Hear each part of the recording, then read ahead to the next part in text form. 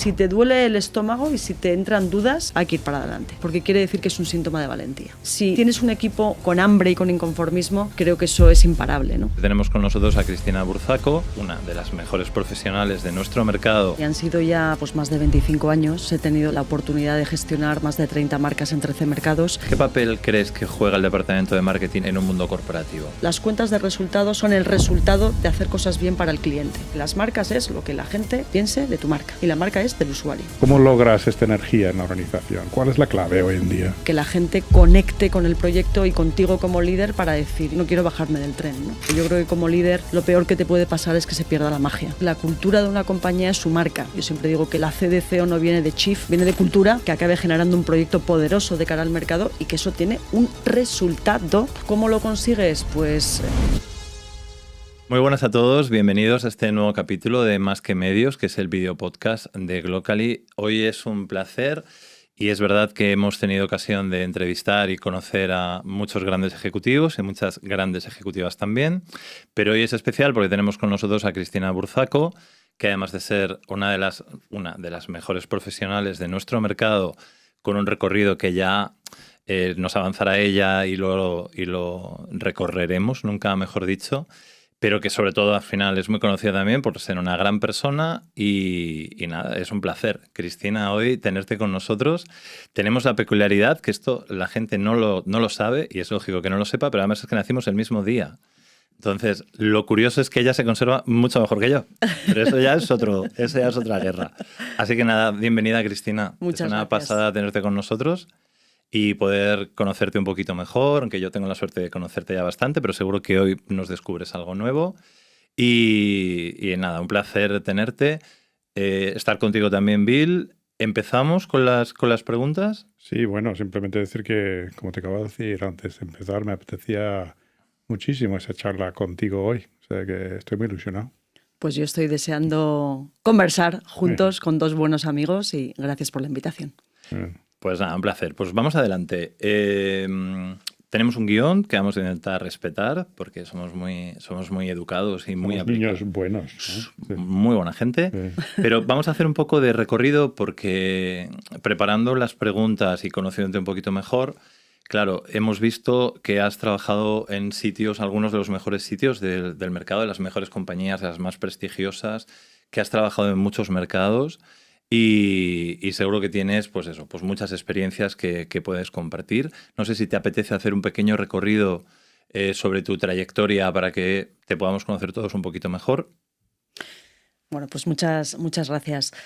Al final, uno va cumpliendo años y si han sido ya más de 25 años gestionando negocios, gestionando marcas, siempre con la cuenta de resultados un poco como fin en ese sentido, como bien dices, en distintas industrias, en el mundo del gran consumo, en el mundo del retail, tecnología, telecomunicaciones y televisión de pago o streaming en estos momentos, y luego también en distintos mercados, ¿no? Al final, entre unos y otros, pues he tenido la oportunidad de gestionar más de 30 marcas en 13 mercados y ha sido todo un aprendizaje cada una de ellas, ¿no? La última etapa ya como consejera delegada de Movistar Plus, con un proyecto absolutamente precioso, donde le hemos dado la vuelta a la compañía, pero sobre todo la vuelta a la energía del equipo, al posicionamiento de la marca y, como yo siempre digo, la cuenta de resultados es el resultado de todo eso y también nos ha acompañado, ¿no? A nivel financiero y comercial, pero ha sido una última etapa muy bonita, pero como te digo, desde el principio de mis inicios en Procter & Gamble siempre he tenido la visión de que la gestión de marcas hay que hacerlo desde un punto de vista de usuario y con un resultado en el negocio, ¿no? Interesante. Yo quiero conectar con ese punto de energía del equipo, que yo que te conozco cada vez mejor. Mucha gente yo creo que te conocen por gran profesional, el mundo de la marca, creación de marca, pero quizás no tanta gente te conoce por tu fortaleza como líder. Y hay una foto que yo he visto en LinkedIn de ti con toda una organización, todo el mundo levantado, dándote un aplauso.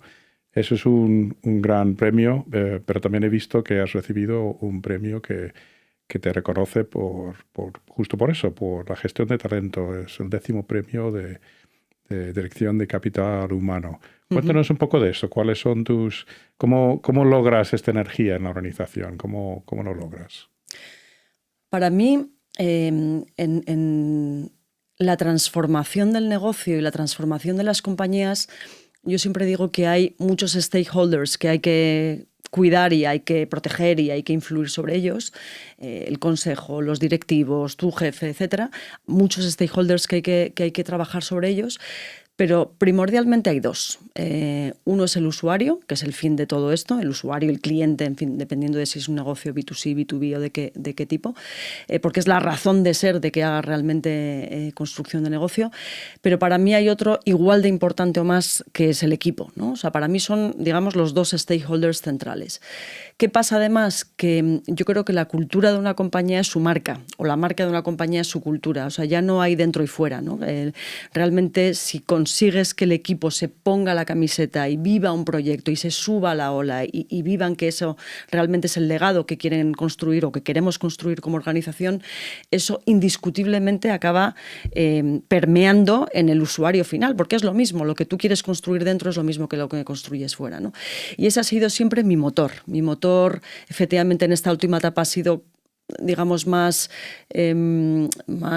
poderoso porque tienes la responsabilidad como CEO. Yo siempre digo que la C de CEO no viene de Chief, viene de cultura, porque realmente el CEO es al final la gente mira mucho arriba y yo creo que la principal labor del CEO es construir esa cultura que acabe calando la organización, que acabe generando un proyecto poderoso de cara al mercado y que eso tiene un resultado, no un objetivo tanto, un resultado que es la cuenta de resultados, ¿no? Y para mí es fundamental. Entonces, ¿cómo lo consigues? Pues yo creo que desde que empecé en P&G con menos responsabilidad hasta que he ido ganando más, para mí hay una premisa básica que es escuchar al equipo. O sea, hay... de la misma manera que las personas, las creencias nos marcan un poco nuestra vida, lo que pensamos que somos capaces o no de hacer, nos marcan nuestra vida, personal, profesional, espiritual, de todo tipo. Creo que en las organizaciones, las creencias que están instaladas en la organización marcan el performance de una organización, ¿no? Entonces creo que el primer paso, sin ninguna duda, es entender qué está pasando, entender esas creencias, entender si la gente se cree o no el proyecto, entender si la gente piensa que hay un proyecto o no, entender cómo se construyen las relaciones y las creencias en el resto de la organización. Hay una parte muy importante previa de escucha, muy importante, colectiva, individual, muchas horas dedicadas a escuchar en una primera fase.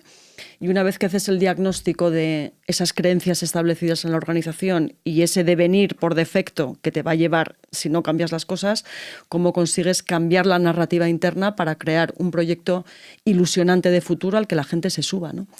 Y a partir de ahí, muy importante el who, el con quién haces esto, tan importante como la parte de rigor técnico, de que sean los mejores en lo suyo, es que haya un fit cultural. No vale nada si hay grandes cracks que realmente luego te distorsionan la organización. Entonces, el who es muy importante. Primera capa, segunda capa, tercera capa. Hay que bajar todas las personas que realmente tengan influencia. Es muy importante que sean ejemplarizantes, empezando por el CEO. Muy importante comunicar constantemente sin parar el proyecto y volverlo a recordar diaria, semanal, mensualmente a toda la organización, porque tú haces el clic porque eres el CEO y lo llevas muchas horas de vuelo, pero la gente se tiene que subir a la ola. Y hay gente que se sube a la 8ª conversación y no pasa nada, pero es mucho de comunicación y mucho de que la gente conecte con el proyecto y contigo como líder para decir, yo no quiero bajarme del tren, ¿no? Pero yo te diría que hay como 3 fases: diagnóstico previo de dónde nos lleva las creencias actuales, cambio de narrativa y luego mucha gota malaya de liderazgo, de ejemplo, de comunicación y de que esa magia no se pierda. Yo creo que como líder lo peor que te puede pasar es que se pierda la magia.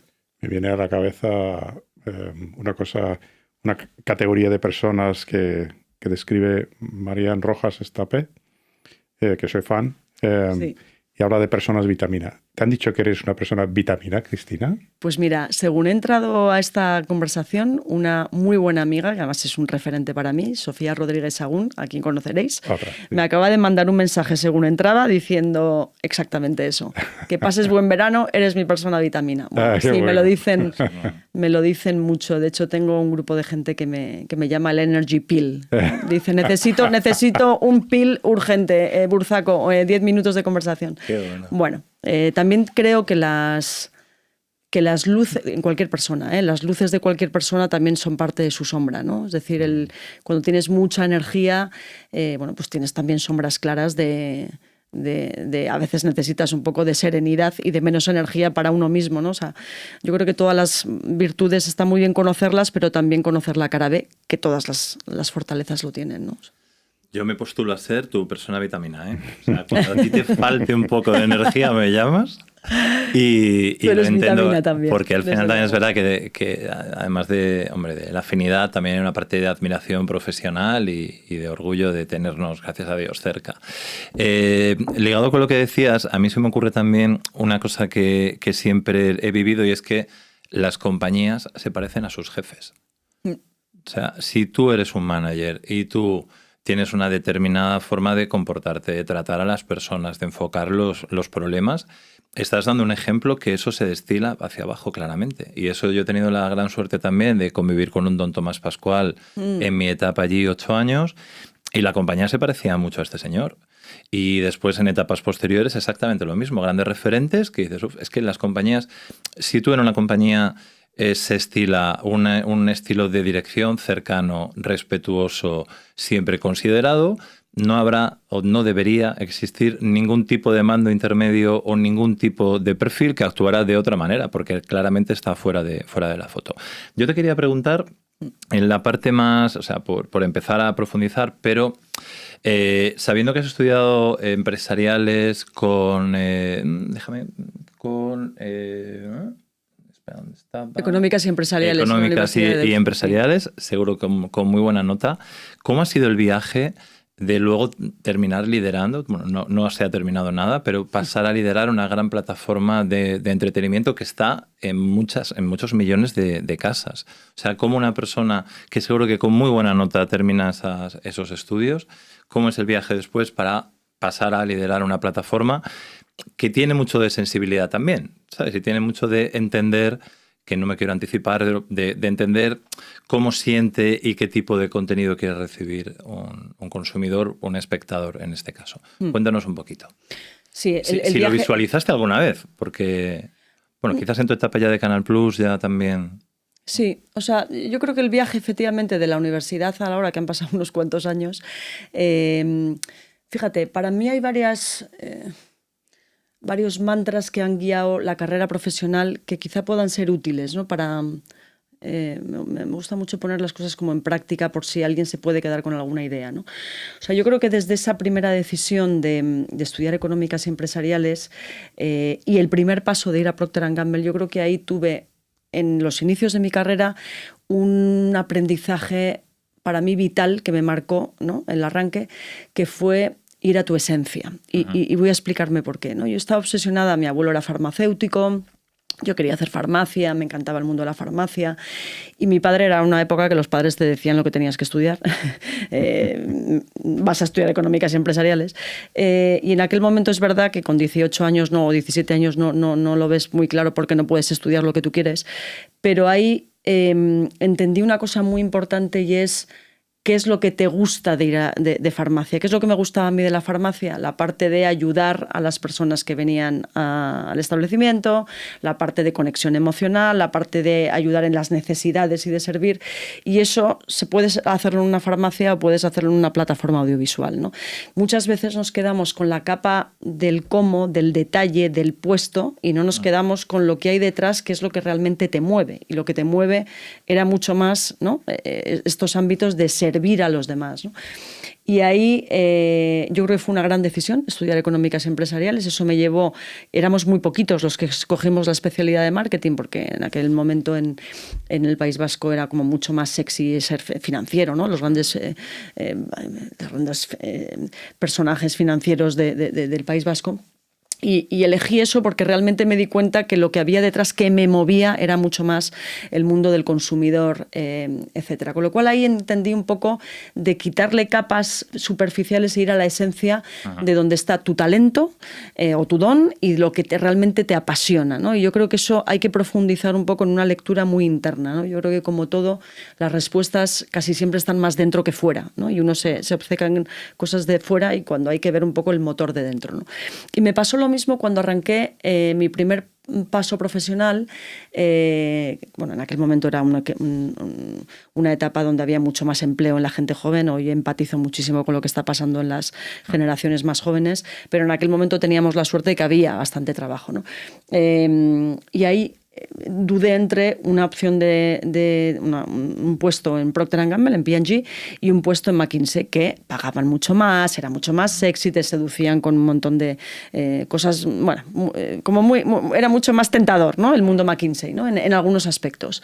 Pero de nuevo volví a mi esencia, ¿no? Y le dije, realmente, ¿qué es lo que me gusta a mí? ¿Cuál es mi motor? Es este, ¿no? Entonces, entre un efecto muy tentador y muy de superficialidad, volver a la esencia es lo que me ha hecho marcar toda mi vida profesional, ¿no? Es decir, qué es lo que me mueve, qué es donde uno brilla, dónde están los talentos de uno y dónde están las pasiones de uno, ¿no? Yo siempre digo que el triángulo mágico está entre tu talento o tu don, las cosas donde tú brillas de manera natural, o sea, que dices sin esfuerzo, y precisamente ahí es donde, ¿no?, están nuestros talentos, lo que te apasiona y, lógicamente, que sea útil para los demás. Si tú haces ese triángulo mágico, ahí hay algo muy poderoso, ¿no? Y yo creo que esa esencia la tendremos que hacer todos, porque a veces, pues eso, las tentaciones o las cosas cosméticas o los nombres de grandes compañías te pueden distorsionar una carrera, ¿no? Entonces yo creo que eso ha sido un motor clave en toda mi vida, ¿no? Ligado con eso, la consistencia, ¿no? Yo creo que a todos nos ha pasado a lo largo de la carrera que nos han llegado oportunidades que dices, esto luego qué relato hay, o el por qué y el para qué coges las cosas, ¿no? Es decir, oye, ¿por qué me movería esto? ¿Para qué lo estaría cogiendo? ¿Y cuál va a ser el relato dentro de 10 años en este cambio, ¿no? Esa consistencia hecha a priori me ha hecho tener un relato, bueno, pues bastante coherente, ¿no? Pero porque siempre en las oportunidades, y ahora que estoy en un momento de transición, también trato de hacer ese ejercicio, no quiere decir que no me equivoque, ¿eh? Pero un poco que ese relato futuro construya en algo que tú quieres construir, ¿no? No que sea una cosa errática, ¿no? Y luego yo creo que hay dos cosas también más que han marcado mi vida hasta este puesto de último de CEO que decías, Fran. Uno es la valentía. O sea, yo no sé vosotros, pero yo he tenido el síndrome del impostor todo el rato en los nuevos puestos, ¿no? Esa sensación de no sé si voy a ser capaz.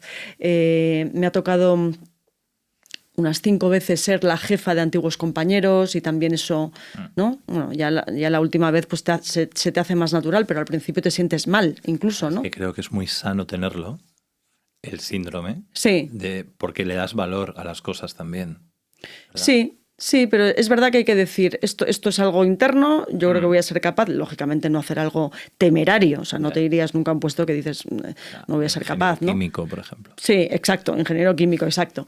Y muchas más cosas, pero una cosa más o menos natural, cuando tú ves que es un tema de miedo casi sano, como tú dices, yo creo que ese paso hay que darlo siempre, ¿no? Y luego, para mí hay otro mantra en todo esto y es que hablábamos también de la suerte, ¿no? Yo creo que hay que ser humilde, también la vida te pone oportunidades y yo creo que en ese sentido hay que entender que el momento adecuado y el lugar adecuado, pues eso a veces es fruto del azar, pero hay que estar preparado para cuando llegue ese momento adecuado y ese lugar adecuado, ¿no? O sea, lo único que podemos hacer es tratar de formarnos y de ser buenas personas y de haber ayudado en el camino para que cuando llegue esa oportunidad, pues estés más o menos preparado, ¿no? Eso sí que está en la mano de uno, ¿no?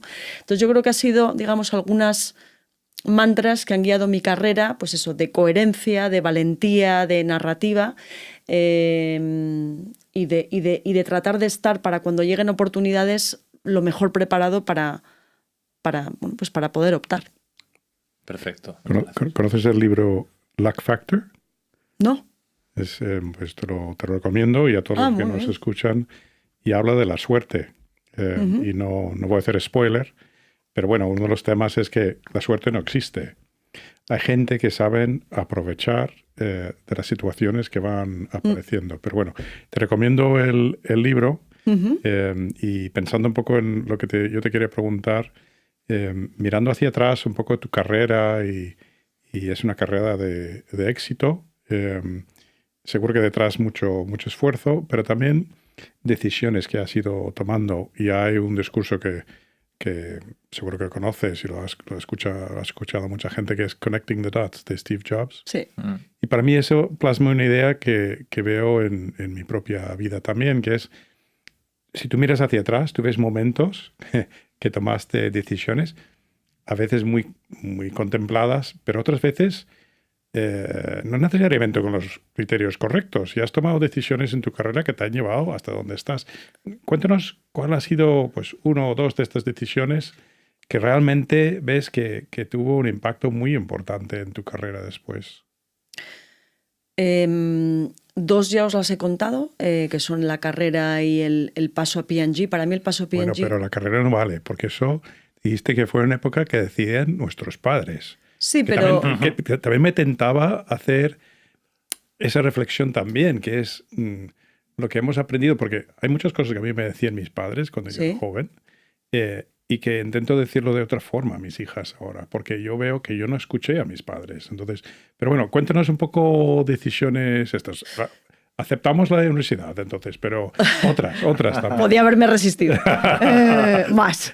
P&G fue claramente una gran decisión, porque ya te digo que la otra propuesta era totalmente distinta. En P&G tomé una decisión también, yo creo que valiente e incómoda, porque yo aunque soy de Bilbao, fui muy feliz en Madrid, que fue irme a P&G Ginebra, al headquarter, cuando estaba aquello en plena construcción. No había ni mesas ni sillas, éramos 4 gatos, y era una decisión, hombre, de vivir en Madrid a vivir en Ginebra con 25 años y no gustándote mucho el esquí. Ya te digo yo que fue una decisión incómoda en ese sentido, ¿no? Pero claro, de repente pasas a llevar 11 mercados, distintas marcas, salir absolutamente de tu zona de confort, y aquello fue una decisión muy meditada de decir, no me apetece nada, pero creo que va a ser bueno. En ese sentido fue positivo. Y luego, para mí, otra gran decisión fue cuando, después de 8 años en gran consumo, que bueno, entre Madrid, Ginebra, Londres, Barcelona, decido cambiar de sector. O sea, tenía la sensación de que ya los crecimientos a nivel de aprendizaje incrementales en el mundo gran consumo después de más de 8 años pues eran menores, aunque tuve la oportunidad en Coty Lancaster de manejar 30 marcas, que eso fue como un entrepreneur muy fuerte. Pasar a un mundo distinto, y bueno, ahí me guié por gente que confío mucho, como Nacho Pinedo, por ejemplo, pero que fue pasar al mundo media, que no era evidente, pasar de gran consumo al mundo media, ¿no?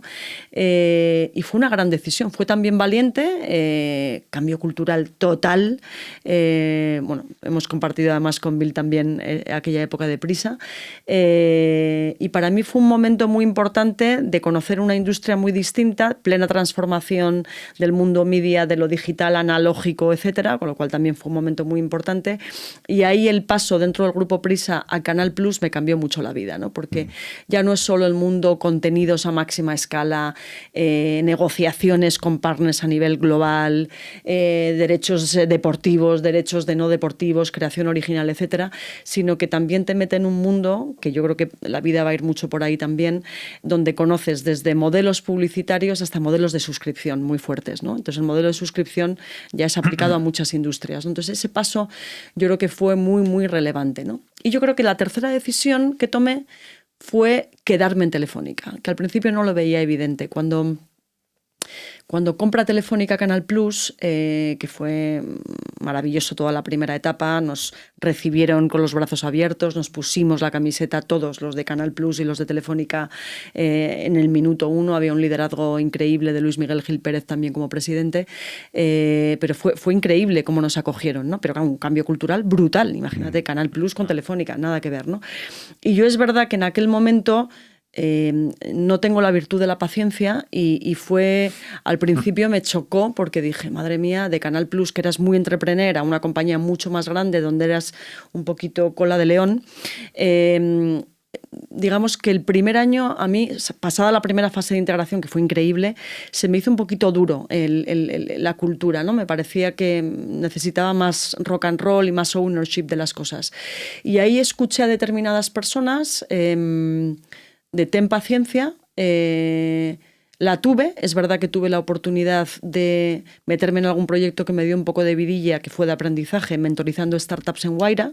Yo no sabía ni lo que era una aceleradora de startups, ni lo que era una startup, ni las rondas de financiación, ni nada. Y me metí un poco a aportar y aprender por decir, bueno, si voy a esperar un tiempo, por lo menos que me sirva de algo, ¿no? Y esa decisión, que no me pareció evidente al principio porque yo tenía claro que ya mi etapa había acabado y que tenía que buscar un proyecto con mucho más ownership, me ayudó a estar donde estoy. Entonces han sido también el hecho de ir contra natura y decir, soy una persona impaciente, pero la vida me ha puesto esto para que aprenda esta lección, ¿no? Pues me ha llevado un poco hasta aquí. Qué interesante todo, Cristina. Oye, y vamos a hablar un poco de marketing. ¿Te hemos leído alguna vez que hablas de que el negocio es marketing y marketing es negocio? ¿Qué rol, qué papel crees que juega el departamento de marketing o la estrategia de marketing en un mundo corporativo, en una compañía? ¿Eres de las que piensa? Yo he escuchado en muchas etapas de mi vida profesional decir a dueños de compañía que ahora mandaban los de marketing en la empresa. ¿Cuánto de acuerdo estás?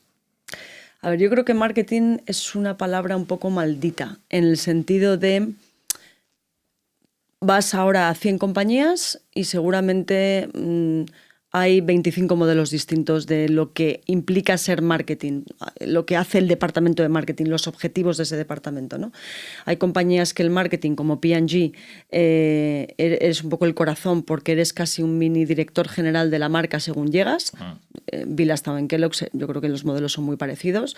Te dan una marca, te dan un presupuesto, te dan unos objetivos, all yours, ¿no? Pero luego de repente tienes modelos totalmente en el otro puesto donde hacen spots y son publicistas, ¿no? Son publicitarios, ¿no? Hay compañías donde son más, pues eso, perdona que utilice esta expresión, pero marketing es un poco el pinta y colorea de la organización, ¿no? Sí. El comité de festejos, el pinta y colorea, este tipo de nomenclatura, y en otros realmente eres el motor del negocio y el que digamos abanderas y influye sobre áreas comerciales y los productos, exactamente, ¿no? Yo creo más esto segundo, o sea, yo creo más que el marketing debería ser un área de negocio, porque creo que, insisto, las cuentas de resultados son el resultado de hacer cosas bien para el cliente, sea un cliente B2C, B2B, usuario, da igual, ¿no? Entonces, el marketing para mí es entender muy bien el mercado, entender muy bien las necesidades, diseñar esos productos, diseñar esas experiencias, entender cuál es el posicionamiento y el territorio de tu marca respecto a otros players, y el hacer mover la aguja y, lógicamente, hacer productos o servicios o experiencias que mejoren la vida de las personas y que acaben eso siendo monetizado, ¿no? Entonces, creo que la propia profesión de marketing, el hecho de mucho nombre de yo soy publicista, yo soy publicitario, yo me dedico a tal, creo que lo hace más pequeño. Y creo que, y en esto he sido muy crítica con determinadas asociaciones de marketing y con muchos premios de marketing que son muy cool y todo el mundo se lo pasa muy bien en esos premios, pero las propias categorías de los premios hacen más pequeña la profesión de marketing, ¿no? Mejor print, mejor tal. Es que es como hablar de una cosa muy anecdótica del mundo del marketing. Entonces yo abogo por un marketing de negocio, por ser parte del corazón y por hacer pues eso, marcas, servicios, experiencias que mejoren la vida de las personas y que acaben convirtiéndose en negocios rentables, ¿no? Y creo que parte de la industria nos lo tenemos que hacer mirar porque estamos haciendo más pequeña la profesión. 100% de acuerdo. Para lograr lo que acabas de explicar, que vamos, me parece súper acertado, tienes que conectar emocionalmente con la gente, porque al final una parte muy importante, por lo menos la parte de publicidad, enfocando a la publicidad, tienes que ser capaz de conectar con la gente. Y yo personalmente, entre podcasts, redes sociales, me está llegando información por todos lados. ¿Cómo logras que la comunicación sea relevante para las personas, para que nos llegue, ¿sabes? Para que nos impacte? ¿Cuál es la clave hoy en día? Sí, yo creo que el desafío que tiene las marcas, los medios de cara a futuro, efectivamente, tú lo has dicho, es la atención del usuario y la credibilidad como marca, ¿no? La legitimidad como marca, ¿no? Yo creo que eso va mucho de, para mí, dos cosas, ¿no? Por uno, que lo que hagas o bien sea útil racionalmente para el usuario o bien conecte emocionalmente o una mezcla de las dos cosas. Es decir, puedes verlo desde un lado más de utilidad racional de la marca o la persona, etcétera, o de que conectas emocionalmente. Y luego creo que hay un tema también del cómo, ¿no? Y cada vez más la autenticidad para mí es un grado, ¿no? Yo creo que las marcas son de las personas, o sea, las marcas, los gestores de las marcas, los CEOs, los CMOs, tenemos que dejar de pensar en gritar, en escupir mensajes y en entender que las marcas son de las personas y que realmente tienes que ser más una conversación y una escucha y entender cómo tu marca está siendo parte o no de la vida de la gente y a partir de ahí moverte en ese ámbito, ¿no? Mucho más que hablar de arriba abajo, ¿no? Y para eso yo creo que tienes que tener una conexión emocional / utilidad racional y tienes que tener una autenticidad como marca, ¿no? Y esto es como, no sé, como los tres somos padres, ¿no? Como se dice, soy buena madre o soy mala madre o soy buena madre porque hago esto. Bueno, pues igual tus hijos piensan que no eres tan buena madre o que eres buena madre, pero no precisamente porque les llevas a un colegio, sino porque estás cuando, ¿no? Muchas veces uno piensa que es por unas cosas y es por otras, o piensa que tienes una percepción y tienes otra totalmente distinta, ¿no? Yo creo que que es un tema más de escucha, de conversación y de saber que las marcas es lo que la gente piense de tu marca y lo que la gente viva de tu marca. Y la marca es del usuario. Sí, cuánto de acuerdo estoy, es verdad, en que no tienes que rellenar el spot de 20 segundos con todos los mantras y todos los conceptos si no logras conectar con el que lo está viendo. Y tienes que hablarle de cosas que le interesen y que no muchas veces no coincide con lo que tú pienses de tu propia marca. Hablemos de propósito. El propósito hoy es una estrategia corporativa, es una necesidad que las compañías tienen que abordar o lamentablemente es una moda o es un poco de los tres. A ver, en el mundo del propósito también soy un poco crítica. Va a parecer que soy crítica con demasiadas cosas, pero a ver, yo creo que el propósito, yo veo dos áreas de mejora en todo este mundo, ¿no? He visto propósitos muy poco legítimos para las marcas, de esto que dices, si esto no es mi marca, ¿no? O sea, bueno, pero ahora esto es como lo que, pero esto no es creíble que tu marca esté ahí, ¿no? O sea, creo que hay un tema de legitimidad, hay un tema de... Y en esa legitimidad, muchas veces a mí lo que me ha funcionado es contemporizar para lo cual naciste. O sea, muchas veces las compañías cada cierto tiempo se cansan de para lo que están aquí, ¿no? Y muchas veces hay que ir al origen, sea hace 5 años, 10 años o 100 años como Telefónica, ¿no? Cuando nació esa compañía, ¿con qué fin nació? ¿Con qué motivación nació? Y muchas veces la esencia y la respuesta está ahí. Otra cosa es que hay que contemporizar a fecha de hoy cómo haces las cosas. Pero la razón de tu existencia muchas veces no es muy diferente al por qué nació la compañía, ¿no? Al por qué nació la compañía, ¿no? Entonces yo creo que hay que buscar mucho tu porqué inicial y tu legitimidad y el por qué estás aquí, ¿no? Y yo creo que hay un tema de legitimidad, que cada vez veo más, propósitos un poco ilegítimos. Para mí hay otra área de oportunidad que es en la sencillez en cómo se cuentan las cosas, ¿no? Muchas veces son propósitos vacíos, lugares comunes, PowerPoints, valores puestos en los carteles de las compañías, IBEX 35 con varios propósitos que son comunes a varias.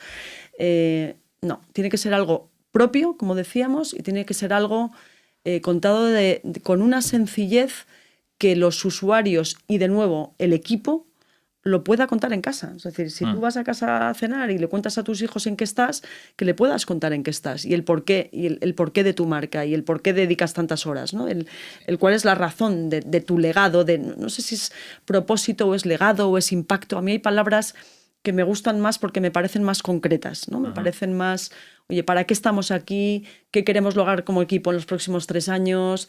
Creo que eso es más, ¿no? Sencillez en contar la propuesta de valor. Y luego la tercera vía, como os digo, para mí es que ese legado legítimo y propio tuyo, contado de manera sencilla, se haga dentro y fuera de la misma manera, ¿no? Que el equipo lo cuente en casa y trabaje todos los días para eso, y que el usuario perciba esa misma cosa fuera, ¿no? Entonces, con esas 3 premisas sí que me creo, insisto, me gusta más legado, impacto que propósito, porque creo que se ha prostituido un poco el tema de los propósitos, pero en el fondo es la razón por la que te levantas todos los días mucha gente a construir, ¿no? Has hablado varias veces de la esencia tuya para tomar decisiones profesionales, la esencia de las marcas. Acabas de estar hablando ahora. Cuando pienso en las marcas que has desarrollado, pues el país, por ejemplo, realmente, desde mi humilde opinión, está para proveer información, ¿no? O sea, que con una gran credibilidad, o Movistar, que tiene que ver con tecnología y funcionalidad. ¿Cómo superas un poco cómo traspasas la funcionalidad, la parte funcional de una marca y de nuevo generas emoción? Porque al final nosotros tomamos muchas decisiones por las emociones. ¿Cómo vas más allá de la funcionalidad de estas marcas que has desarrollado? Sí, o sea, yo creo que hay una mezcla entre ser útil para el usuario, porque el usuario cada vez es más inteligente, está mejor informado y yo creo que el bullshit ya te dura 5 minutos. Pero por otra parte, una marca que sea puramente útil, yo creo que tiene menos recorrido que una marca que sea útil, que además conecte con los usuarios, ¿no? Yo creo que en eso es muy importante entender tu tribu, ¿no? Quién está detrás de tu tribu, quién está detrás en el caso de la plataforma audiovisual, claro, hay muchas tribus.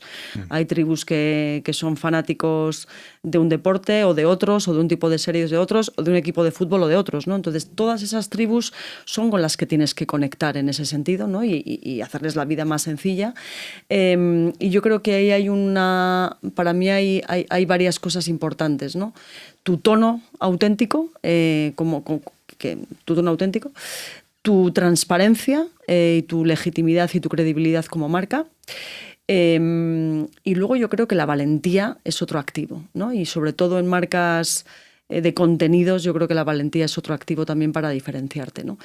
Pero yo creo que sí, te diría que esa autenticidad, esa valentía y esa transparencia con el usuario son críticas para conectar, porque si no la gente o no te cree o no conecta o eres uno más, ¿no? Yo creo que decir esto más alto y más claro, el tema de la transparencia y la honestidad, porque muchas veces en la calle la gente habla de marketing como mentira, ¿no? Y yo creo que habría que recalcar un poquito más este mensaje y la valentía también, porque yo creo que respondes también a una pregunta anterior que te hice de cómo logramos conectar a la gente con todo el ruido que hay. Y si no somos valientes en el mundo de la publicidad, no nos ve nadie. Yo creo que eso es un punto fundamental que nos has regalado hoy. Fíjate, Bill, y yo no creo que solo en el mundo de la publicidad, o sea, es en el mundo, como dices, de las marcas, ¿no?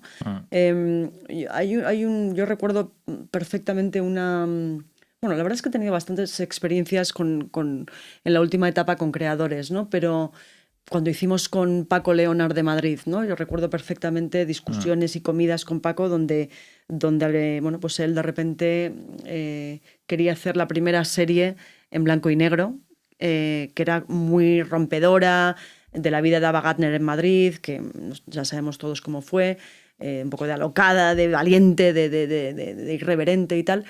Y cuando nos vino con el blanco y negro, en una primera atacada se nos hizo como todo lo contrario, ¿no? Como esto va a ser un tostón. Y no. Y efectivamente Paco decía, si nadie lo ha hecho, por eso hay que hacerlo, porque la forma es parte de la valentía, ¿no? Con los Javis también, otra gente muy valiente, ¿no? La Mesías. El contenido de la Mesías fue muy valiente, pero el hacer casi 7 capítulos, que eran 7 películas distintas, de hora y 10, que era un formato totalmente disruptivo, pues eso, la forma también fue parte de la valentía, ¿no? O cuando hicimos Poquita Fe, mira, son 3 ejemplos de máximo éxito, ¿no? Poquita Fe, 12 capítulos, 12 meses, 10 minutos o 15 minutos de un humor absolutamente surrealista y demás, pues también lo aprobamos con poquita fe, nunca mejor dicho, y luego acabó siendo un hit absoluto y ahora estamos en plena segunda temporada, ¿no?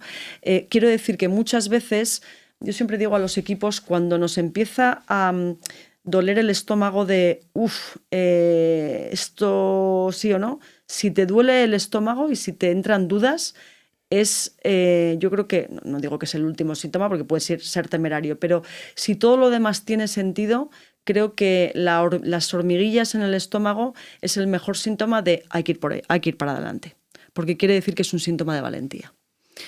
Sí.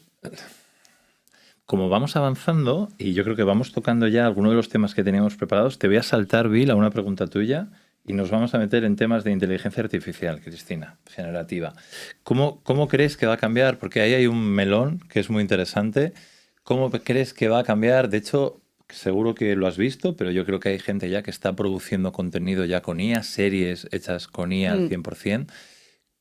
En ese melón nos metemos a fondo. ¿Cómo crees que va a cambiar el mercado, la forma de consumirlo, la forma de producir? De alguna manera, la inversión en producción ya no va a ser tanta barrera. ¿Cómo crees? Nos metemos en temas de castings, de royalties, o sea, hay un melón enorme. Sí, yo creo que va a impactar, bueno, como en todas las industrias, ¿no? Va a impactar de lleno, ¿no? O está impactando de lleno, como bien dices. Por un lado, es verdad que se va a democratizar aún más la producción, ¿no? Ya ha pasado con el móvil, ¿eh? O sea, te quiero decir, al final, todo lo que ocurre en YouTube y en nuestras redes sociales, eso es contenido también, ¿eh? O sea, no Sí. y cuesta 5 minutos y coste cero. Te quiero decir que, pero esto va a ayudar a democratizar, por un lado, la producción, va a haber más producción más rápida, más barata. Y luego también, por otra parte, yo creo que va a dar posibilidades mucho más sofisticadas de poder tener una misma película con distintas narrativas para cada uno de los tres en un momento dado. O sea, ya Misión Imposible va a poder ser muchas misiones imposibles en ese sentido, ¿no? Para cada uno de nosotros. O sea, yo creo que eso también nos mete en un mundo muy interesante de sofisticación y de personalización en ese sentido, ¿no? Yo creo que la inteligencia artificial nos va a llevar a una todavía más hiperpersonalización de la experiencia del usuario. O sea, literalmente hoy ya cada uno de nosotros vivimos plataformas distintas en una misma marca. En un Movistar Plus vives plataformas distintas, pero esto va a llevar a un nivel de granularidad máximo, ¿no? Muy importante en ese sentido la curación, porque al final si no va a ser... O sea, ya el time to watch empieza a ser un problema desde hace años, pero ante tal nivel de oferta la curación es crítica y también en la curación va a ayudar la inteligencia artificial. Creo que va a haber también un nivel de... O sea, creo que la experiencia y el contenido, para mí siempre el contenido va a estar un punto por encima que la experiencia, porque en el fondo es lo que ves, pero creo que la experiencia va a estar, ¿no?, muy parejo, una cosa con la otra, realmente contenido y experiencia. Y una vez más, al tener tanta accesibilidad a contenidos, a rapidez, a cero costes, a un nivel de oferta tan abrumador, creo que una vez más el ser distinto, el hacer cosas valientes y auténticas es lo que va a destacar. O sea, ahora mismo se puede llegar a normalizar y a normalizar en el sentido de hacer average realmente la producción, porque todos vamos a tener acceso, ¿no? Es como escribir un artículo en un periódico. Todos vamos a tener acceso a escribir mejor, pero la duda es qué le marcas a esa inteligencia artificial. Total. Y qué nivel de guión, de camino, de valentía, le dictas algo que va a estar al alcance de mucha más gente, ¿no? O sea, el nivel de brillantez y de valentía y de autenticidad va a ser mayor, ¿no?, en ese sentido. Ya tenemos presentadores virtuales en secciones de programas. ¿Sabes? En Supervivientes hay una sección que la presenta un presentador virtual, Alba Renay, ¿sabes? Y tienes, hay como dos visiones de la inteligencia artificial. ¿Tienes más bien miedo o ilusión con la inteligencia artificial? Yo creo que tengo mucha ilusión y un cierto respeto, sobre todo a la parte de la protección de IPs, ¿no? Yo creo que Yo creo que las IPs va a ser una cosa también muy relevante en el sentido de construir, pues eso, cuando hablábamos de historias, valentía, autenticidad, eso para mí va a acabar siendo una IP, pero tú ya puedes pedir a la inteligencia artificial que te escriba como determinados autores y los autores evidentemente todavía no lo saben, ¿no? Yo creo que ahí tenemos que regular esto porque bueno, puede acabar, digamos, con el poner en valor el talento de las personas, pero creo que nos va a dar... Yo soy una optimista digital y una optimista de tecnología y una optimista en general, y yo creo que como esto ha venido, mejor que lo hagamos positivo porque no hay vuelta atrás en ese sentido. Lo que sí que tenemos que tener es cierto respeto a unas dinámicas, yo no hablaría de regulación, pero unas dinámicas sobre todo de protección del talento. Quería hablar de otra comparación de equilibrios, ¿no? O sea que en las empresas has hablado de varias culturas muy diferentes, ¿no? De empresas donde has trabajado, y en todas las empresas siempre tenemos que competir por las inversiones, competir por la atención, competir para un número de puestos limitados, pero también tenemos que colaborar. Y sobre todo, pues me viene a la mente empresas matriciales tipo Procter, donde influir colaborando es muy importante. ¿Cuándo hay que competir y cuándo hay que colaborar? ¿O cómo buscas el equilibrio en tu carrera? Yo creo que siempre tienes que competir y colaborar siempre. Yo pongo muchos ejemplos, pero un ejemplo claro es, por ejemplo, el de Netflix como Movistar Plus. ¿Competimos? Sí. Competimos con el dinero del bolsillo de los clientes, competimos por el talento, de que ese talento y esas historias lleguen primero a la mesa de uno y no al del otro. Competimos por la atención y por el bolsillo de las personas, y en la industria, como os digo, por el talento. Pero colaboramos en muchas cosas. Colaboramos en temas sectoriales de industria, por ejemplo, contra la piratería, que es un lastre absoluto en el mundo audiovisual. Colaboramos en temas de tecnología, colaboramos en tanto en cuanto hemos integrado a Netflix dentro de Movistar Plus, y el usuario puede en nuestro entorno visualizar Netflix de una manera mucho más sencilla y con la factura unificada. Y para Netflix de repente accede a un nivel de distribución y de masa crítica y de perfil que le hubiera costado mucho más de otra manera. Es un perfil muy distinto al de Movistar Plus y de repente lo tienes incorporado. Accedes a una base de clientes bien distinta que la que pueden conseguir ellos en el direct to consumer, ¿no? Y ahí ganamos todos, ¿no? Entonces yo ya no creo que hay solo competidores o solo colaboradores. Yo creo que con cualquier partner compites en algunos ámbitos y colaboras en otros. Y yo creo que la vida ya está hecha así para siempre. Es más, el hecho de no colaborar en algunos aspectos con competidores, el otro día lo hablaba con gente de gran consumo, ¿no? De temas de logística, de temas de tecnología, de que uno solo no puede abordar, pero sectorialmente sí, y pueden ir todos más, ¿no? Lo que hay que ver es cuál es tu esencia y cuál es lo que realmente te diferencia, y eso protegerlo. En el caso de Movistar Plus respecto a Netflix es el contenido, es la negociación, son las historias. Pues en eso sí, en eso nos vamos seguramente a pelear y a ver quién tiene el mejor contenido, pero en otras cosas que no nos diferencian, mucho mejor ir juntos. Y para ti, Cristina, ¿cuáles son las claves para fomentar una cultura de ambición en las empresas, en todos los niveles, de productividad, de hambre? ¿Cuáles son las claves? ¿Cómo se consigue o cómo consigues en tus entornos, cómo has conseguido que los equipos estén motivados en crecer, siempre que eso sea uno de los objetivos que tiene esa persona, que puede ser un objetivo distinto? Pero ¿cómo lo has manejado eso?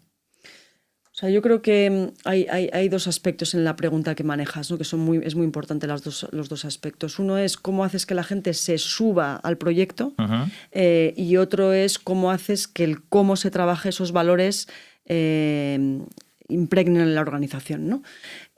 Yo creo que en línea con lo que hablábamos al principio es muy importante crear como CEO, y creo de verdad que la C de CEO es el que tiene que tirar porque, como bien decías, la gente mira hacia arriba mucho más de lo que pensamos. Sí, ¿no?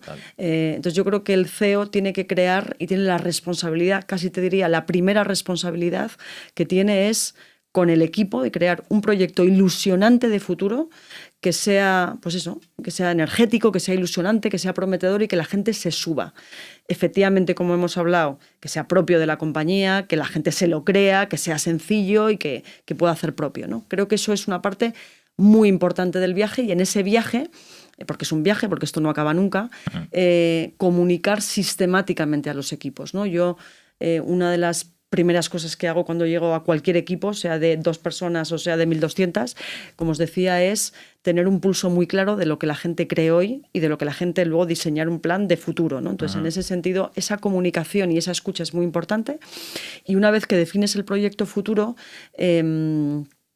por ejemplo, en Movistar Plus, en la redacción, que le llamamos la agitadora, creamos un espacio de agitación, todos los meses, a todo el equipo, y había un nivel de engagement de casi el 80% de la plantilla estaba o físicamente o conectado, les contábamos cómo íbamos, de manera absolutamente transparente. En ese proyecto que volvías a recordar, este mes hemos ido así, esto ha ido bien, esto ha ido mal, esto hemos aprendido. Y luego había una parte que era una hora, media hora de contar cómo íbamos y media hora de preguntas abiertas que cualquier persona de la organización podía preguntarte cualquier cosa. Y se respondían todas. Si había algo confidencial, evidentemente decías, todavía no os lo puedo contar. Yeah. Pero el 95% de las preguntas se respondían por cualquier persona que estuviera legitimada, ¿no? En ese sentido, el contar muy bien el proyecto y el acompañarles, el tener una comunicación absolutamente constante y transparente es fundamental, ¿no? Eso respecto al proyecto ilusionante y cómo consigues que la gente se enchufe en ese sentido, ¿no? Y luego el cómo es muy importante, como bien decías, Fran. Hay muchos valores, ¿no? que podemos poner encima de la mesa, pero si tuviera que elegir 3, para mí la humildad es uno de ellos, que tiene mucho que ver con la falta de arrogancia. Yo creo que la arrogancia, la soberbia mata a las personas en las organizaciones y todos tenemos que saber que no sabemos de nada, que todo el mundo, todo el día aprendemos de los demás. Esa humildad, esa curiosidad es muy importante en la organización. Para mí hay otro valor muy importante que es, no sé si llamarle teamwork, generosidad, empatía, esa sensación de que esto es de todos, de un proyecto, un equipo, de que no hay galácticos, de que no hay, ¿sabes?, héroes y aquí tienes que pasar el balón y que meta otro el gol, porque el gol es de todo el equipo, ¿no? O sea, esa parte de teamwork me parece fundamental y hay gente que no sabe trabajar en equipo. Y para mí hay uno que es el que quizá más me ha costado en mi carrera encontrar en algunas partes de los equipos, pero es determinante y creo que es de las cosas más difíciles porque es más difícil de aprender, creo que es una parte más intrínseca de la persona, que es el hambre. Yo hablo mucho del hambre, ¿no?, que decías tú ahora, Fran. El hambre en el sentido de inconformismo, de mejora continua, de tal, ¿no? Entonces, si tienes un equipo humilde, tienes un equipo humano y que trabaje bien en equipo y tienes un equipo con hambre y con inconformismo, creo que eso es imparable, ¿no? ¿Cómo consigues eso? Pues yo creo que de 2 maneras.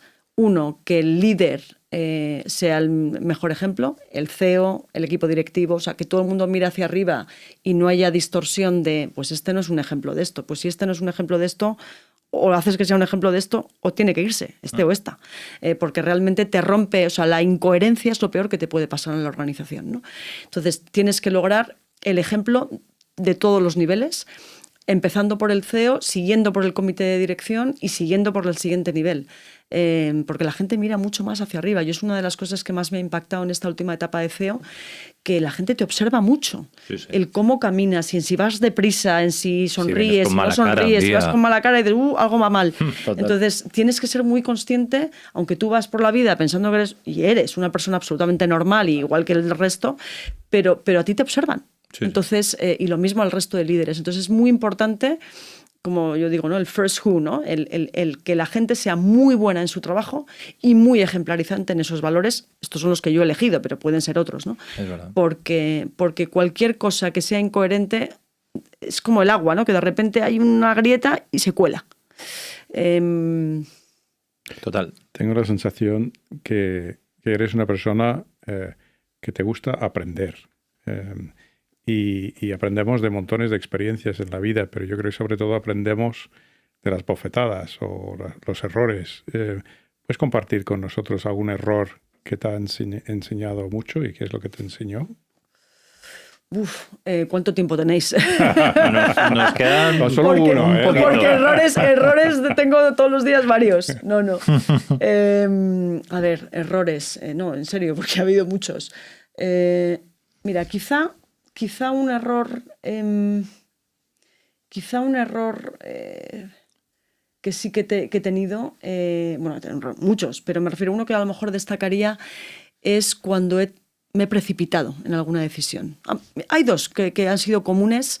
Yo creo que en la vida, cuando cometes un error y no aprendes, te lo vuelve a poner en algún momento porque esa asignatura no la has superado, ¿no? Y a mí me lo ha puesto varias veces en dos aspectos que yo espero estaría aprobando esas dos asignaturas, ¿no? Una es en la precipitación, la gente que somos muy... Lo que hablábamos, ¿no? Que el tener energía, hay veces que tiene muchas sombras y una puede ser la impaciencia, ¿no? Entonces, cuando crees que tienes que tomar decisiones, por ejemplo, en organizaciones, ¿no? De llegas a un sitio, aprendes y quieres ya montar tu equipo, ¿no? Y hay veces que no te persigue nadie. Nadie está esperando que cambies la organización, ¿no? Y yo creo que, por ejemplo, en esta última etapa, la segunda organización que he hecho en los últimos 4 años ha sido mucho mejor que la primera. ¿Y por qué en la primera acerté menos? Porque me precipité. ¿Y por qué me precipité? Pues porque parecía que tenías que dejar un impacto rápido. Y no, a lo mejor hubieras esperado 6 meses más y hubieras tomado mejores decisiones. Entonces, una ha sido la precipitación y la otra también, que es muy importante, yo creo, que es el no juzgar, ¿no? Hay veces que vas... con una idea de este o esta o este equipo o tal, o el proveedor o el partner, lo que sea, ¿no? Que vas con una idea preconcebida y la vida me ha enseñado que cuando te sientas, preguntas y escuchas, a lo mejor ves,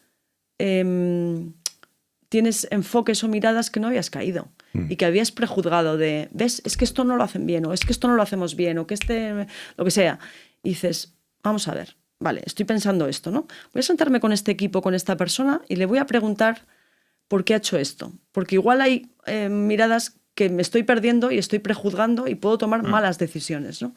Entonces, quizá esas dos asignaturas me han acompañado varias veces en mi vida. Me gustan. O sea que temas de personas y sobre todo relacionado con precipitarte y juzgar, ¿no? O sea que yo creo que parar y preguntar. Sí. Más cuanto más subes arriba...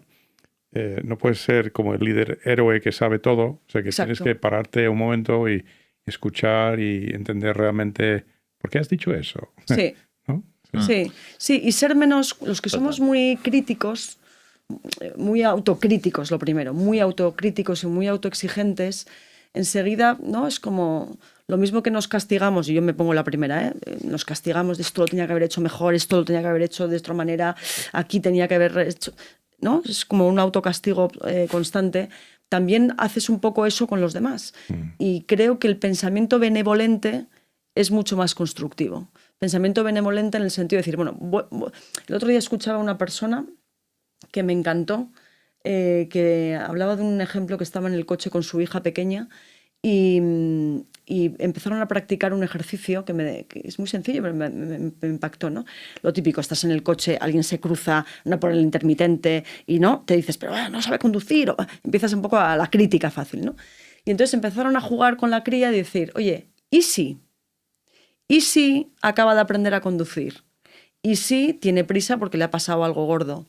¿Y si le han diagnosticado a un familiar algo y, bueno, lo que sea? Entonces, el easy, que es una manera de pensar benevolentemente de por qué está haciendo esto, vamos a pensar en bien, vamos a pensar bien, ¿no? Luego a lo mejor no quiere decir que todo el mundo sea bueno ni que no, pero ese prejuicio de, ¿ves? Se ha cruzado. Bueno, vamos a pensar en el easy y vamos a hacer más preguntas, ¿no? Yo creo que eso, aparte que es mucho más sanador para uno mismo, creo que es más constructivo. Me encanta. Voy a empezar a hacer Hay que intentarlo. Hay que intentarlo porque yo creo que me gusta mucho. Porque es que lo de los errores es que escribirías un mail de manera distinta que has enviado ayer. Totalmente. Y dices, esto lo tenías que haber hecho de esta otra forma. Bueno, estamos terminando. Si te parece, Bill, porque hemos pasado por todos los temas, nos metemos en la ronda de preguntas rápidas, que es muy interesante, así vamos a conocer a Cristina. Sí. Nos lo estamos pasando muy bien, pero vamos a tener que terminar ya enseguida, porque el tiempo es oro. Tenemos unas preguntas. Si quieres, Bill, empieza tú. Fenomenal. Pues un libro que te haya marcado. Las 3 leyes del performance, que va precisamente de la transformación personal y de compañías. A nivel de cultura corporativa, para mí ha sido posiblemente la Biblia. Qué bueno, pues nos lo apuntamos. ¿Una serie que recomiendes, Cristina? aquí te voy a recomendar varias. Del cara al mundo publicitario, tal, Mad Men es sensacional. De cara al mundo guión creativo, para mí, The White Lotus es una cosa brillante, simplemente absolutamente brillante. Y luego hay 3 valientes que destacaría de Movistar Plus. Una ha sido Querer, que no era evidente, ha sido increíble. Otra ha sido Antidisturbios y otra ha sido La Mesías. Las 3, digamos, más valientes que hemos hecho. Qué bien. Un referente en liderazgo. Mira, yo, Bill, tengo un mantra y es que aprendo, tú lo has dicho antes, de todo el mundo. De ti me llevo muchas cosas, de Fran me llevo muchas cosas, de Adrián, de Miguel me llevo muchas cosas. Y siempre trato de ver qué me llevo de alguien porque de todo el mundo aprendo, ¿no? Sí que es verdad que igual hay alguna persona que me parece más completa en ese sentido y para mí, por ejemplo, José Ignacio Goirigolzarri es una persona muy completa en talento, en talante, en espiritualidad, en humanidad, pero insisto, de todos me llevo cosas, pero él me parece muy completo. Un consejo para jóvenes profesionales. Que lo den, que aquello que crean que es su pasión y su don, que lo den todo.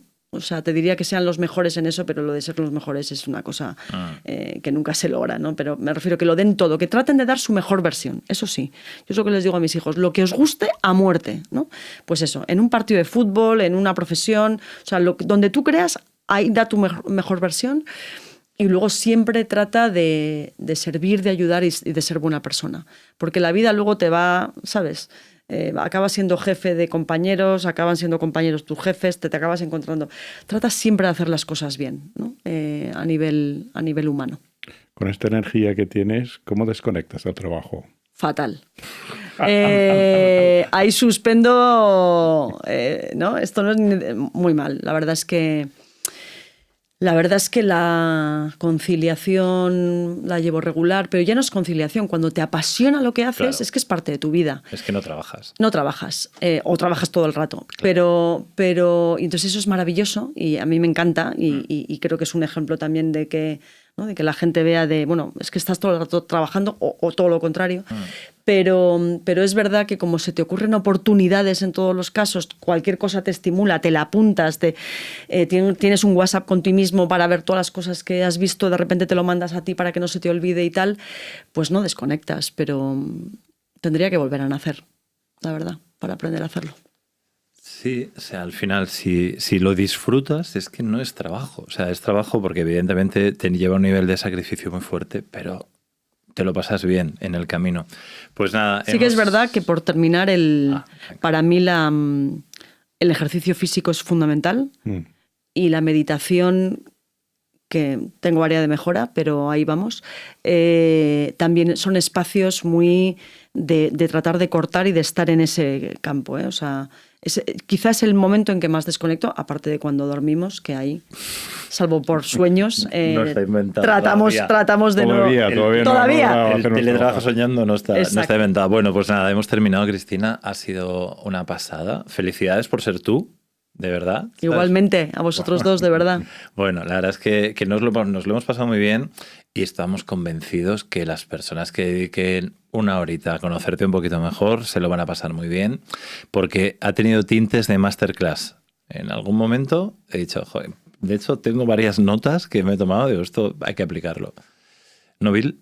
Sí, yo voy ahora de camino a casa, easy. ¿No? Easy. Nunca más vamos a apretar la... Me encanta. Sí. Gracias, Cristina. Ha sido un placer estar con vosotros, la verdad.